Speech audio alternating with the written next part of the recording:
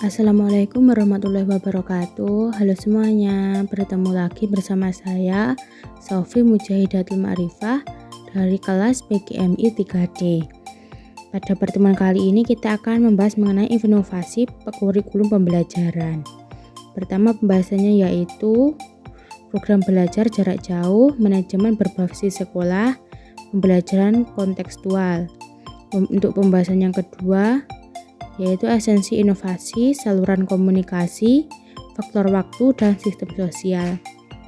Dan pembahasan yang terakhir yaitu memiliki tujuan yang jelas, relevan dengan kebutuhan, dan dilakukan secara sistematis. Langsung saja kita akan membahas pada pembahasan yang pertama yaitu program belajar jarak jauh. Program belajar jarak jauh yaitu pendidikan yang peserta didiknya terpisah dari pendidik dan pembelajarannya menggunakan berbagai sumber belajar melalui teknologi informasi dan komunikasi dan media lain. Secara umum, prinsip dalam penyelenggaraan PJJ meliputi perluasan akses pendidikan yang fleksibel. PJJ bertujuan untuk meningkatkan akses masyarakat terhadap sistem pendidikan. Untuk mencapai tujuan ini, pengembangan kurikulum harus memasukkan pendekatan yang mendorong keterlibatan interaksi siswa seperti forum, tugas kolaboratif, proyek, berbasis kelompok, diskusi online, dan kegiatan. Selanjutnya, manajemen berbasis sekolah, yaitu satu wujud reformasi pendidikan yang memberikan otonomi kepada sekolah untuk mengatur kehidupan sesuai dengan potensi, tuntutan, dan kebutuhannya. Otonom dalam manajemen merupakan potensi bagi sekolah untuk meningkatkan kinerja para tenaga pendidikan, menawarkan partisipasi langsung kelompok, dan meningkatkan pemahaman masyarakat terhadap pendidikan. Pembelajaran kontekstual, yaitu pendekatan pembelajaran yang menekankan pada proses keterlibatan penuh siswa dalam mempelajari materi dan menghubungkannya dengan situasi dunia nyata untuk mendorong siswa untuk menerapkannya dalam kehidupan nyata. Ini dapat menjadi inovasi yang efektif dalam pengembangan kurikulum karena membantu guru mengaitkan materi dengan apa yang diajarkan dengan situasi di dunia nyata dan mendorong siswa untuk menerapkannya. Yaitu kemudian pembahasan yang kedua, esensi inovasi. Inovasi kurikulum dan pembelajaran dapat diartikan sebagai suatu ide, gagasan, atau tindakan tertentu dalam bidang kurikulum dan pembelajaran yang dianggap baru untuk memecahkan masalah pendidikan.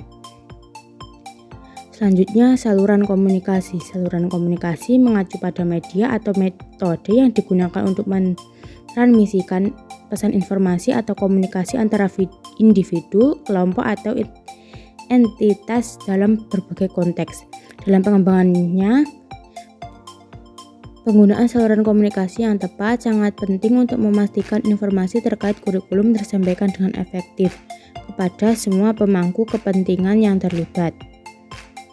Selanjutnya, faktor waktu. Faktor kritis dalam inovasi adalah pengembangan kurikulum.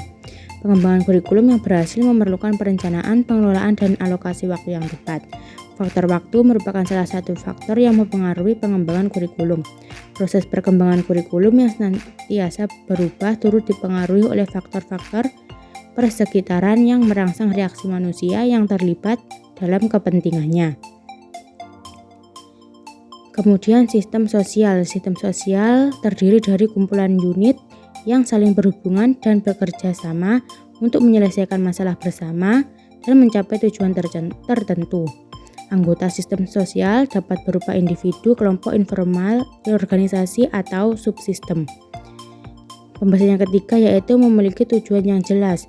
Tujuan dari pengembangan dan inovasi kurikulum adalah meningkatkan sistem kurikulum yang ada agar lebih baik dari sebelumnya dengan fokus pada pembentukan kompetensi dan karakter peserta didik yang dimanifestasikan dalam kehidupan mereka. Relevan dengan kebutuhan mengandung arti bahwa sebuah kurikulum harus relevan dengan perkembangan ilmu pengetahuan dan teknologi, sehingga para siswa mempelajari iptek yang benar-benar terbaru yang memungkinkan mereka memiliki wawasan dan pemikiran yang sejalan dengan perkembangan zaman. Selanjutnya yaitu dilakukan secara sistematis. Perubahan kurikulum secara mendasar dan sistematis sebenarnya merupakan proses transformasi pandangan dan aspirasi pendidikan ke dalam program-program yang secara efektif akan mewujudkan visi dan misi pendidikan itu sendiri. Sekian yang dapat saya sampaikan, ada kurang lebihnya saya mohon maaf yang sebesar-besarnya. Terima kasih sudah mendengarkan dan melihat video pembelajaran yang saya buat. Assalamualaikum warahmatullahi wabarakatuh.